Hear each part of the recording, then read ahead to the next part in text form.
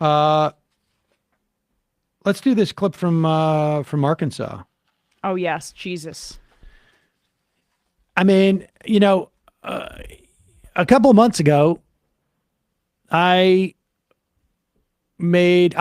speculated, I predicted that because maybe it was 3 months ago, because the Republicans failed so spectacularly at trying to use transphobia as an electoral wedge, and failed so spectacularly, particularly in Michigan, was a perfect example of this. For all intents and purposes, like a purple state. It's a little bit, it got a bluer hue than purple, but it's purplish. It took a while to break the hold of like the state legislature specifically. Yep. And in Michigan, Democrats really cleaned up, and I think it was probably ground zero for the amount of money that was spent specifically pushing transphobia by the Republicans. And I made the prognostication that you'd see the Republicans back off this issue. And maybe you've seen it a little bit nationally, a little bit in terms of like, what national speakers have talking about a little bit. But in terms of the states, it's as if they got supercharged by this. And of course, it's the red states too, right? Because it is very effective in the red states. And so now I don't know what we're up to. Hundreds of anti-trans bills. It could be bills close to 300. Yeah, trying to ban trans-affirming care for adults, for kids, criminalize drag shows, criminalize doctors, and they're all coming from these same extremist, evangelical, right-wing Christian think tanks that are just copy-paste into these state legislatures. And understand, this is going to, if it hasn't already, and I'm sure it has, lead to more, particularly young people, being suicidal, depressed, killing themselves, and of course being attacked. Yep. In the UK, trans girl Brianna Gray was murdered in a park. And in many ways, we have imported the transphobia turfness from the UK. And by the way, the ACLU says 299 anti-LGBTQ bills in the 2023 legislative session. Here is hearings in Arkansas, the home of Sarah Huckabee Sanders, the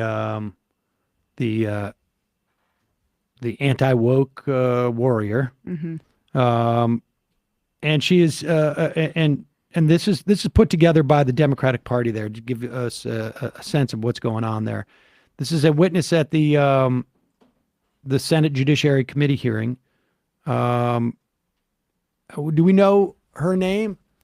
The witness? No, I don't have. This is a compilation of many of the witnesses at the hearing. And the state senator is this guy Matt McKee, Republican. Here we go. He's the one asking the question. You said that you're a trans woman. Trans female, yes, ma'am, sir. Do you have a penis?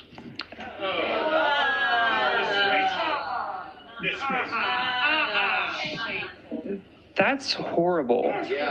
You're the one that brought that into the discussion. You're the one that never said anything about genitalia. Oh, it has everything to do with genitalia. I don't know what my rights are right now. I'm a healthcare professional, a doctor. Please treat me as such. Next question, please. Senator McKee, that you asked my friend if she had a penis, and I would just like to tell you that even if you have a penis, it doesn't mean that you have honor or that you're a man. Listen, I talked to a 10-year-old girl back in the fall, and you know where she got her idea to have one of these surgeries? Off of TikTok. Because the Chinese were showing this little girl on TikTok who said, "This has changed my life." And focus on the implications on the mental health of trans and non-binary youth. One part of this bill stipulates that a trans minor must have no other mental health concerns. This alone would make nearly all trans youth ineligible for any gender-related care.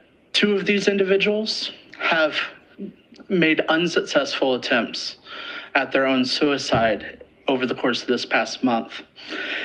each one of these expressed to me that this conversation being had by our legislature and these laws that are trying to be passed by you guys is directly affecting their mental health and their concerns that the state that they were born and raised in, that they must consider having to run away with their family and seek to find other places that can help them live their lives as themselves.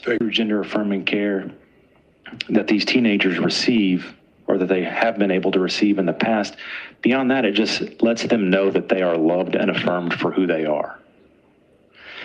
With this bill, it won't affect 99% of Arkansans or more, 99.9.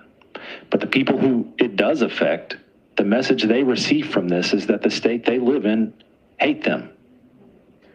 That's the message they receive from this. I mean, it's not just a message. It's. Sorry, go on. Right. No, the material implications of it. That was the last guy was Senator Clark Tucker. We don't have necessarily names for the other witnesses. I mean, this is what's going on around the country, and it's going to have both material implications for kids and ultimately adults too on the ground and their families, and it's also going to exacerbate the transphobia that we have in this country, and it's a real problem. There's a real attempt to obliterate these people, and they're titillated by it. I mean, they're darkly fascinated by people's genitalia. They're obsessed with policing teenagers' genitalia, and even when they have a doctor on their panel, they can't focus on the medical information being provided to them because they're focused on her genitalia.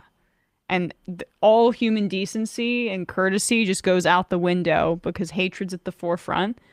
Like, I mean, asking someone sitting in a congressional hearing about their genitalia, that's what that is. Family values. It's super twisted because you if you contemplate what's the point? Like, what was the point? To discredit her as a woman. Right. But also because they're interested. Lux says 321 bills as of 2 days ago. I mean, it is just growing exponentially. And all they have is TikTok is making them do it. Yeah, there were no trans people before TikTok. Did you know? Oh my God. China. Scary China. I just Maybe heard those balloons are making us trans. I just heard a story of a trans person who came from the Hasidic community. Had no idea growing up that trans people existed. That's how the Republicans want it. They did not have access to any type of of the internet because a lot of them in that community don't have handheld devices, and to the extent that they have access to the internet, there's essentially controls put on it, parental control type of things, and happened to sort of sneak away with somebody's phone, get on a different Wi-Fi at a mall or something like that, and searched,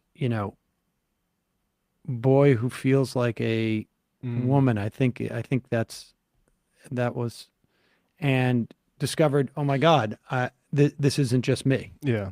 I mean, that's the thing is this is a bit remedial, but it does need to be stressed because of the way the Republicans attack this. This is a timeless human thing with gender. Hitler attacked folks who were studying this stuff. Literally the same exact thing. Trans people exist throughout history, and this idea that it's some sort of modern mind virus is just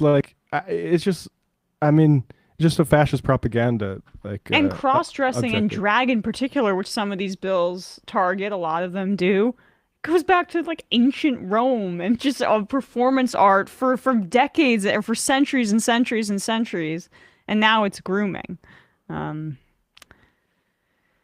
Deaths pulled from the future. This is what's going on in state legislatures. Meanwhile, at the New York Times, are there too many trans people? We credulously talked to 3 anti-trans hate group called the Family Research Group to find out. Without a doubt. And I don't think that that is, what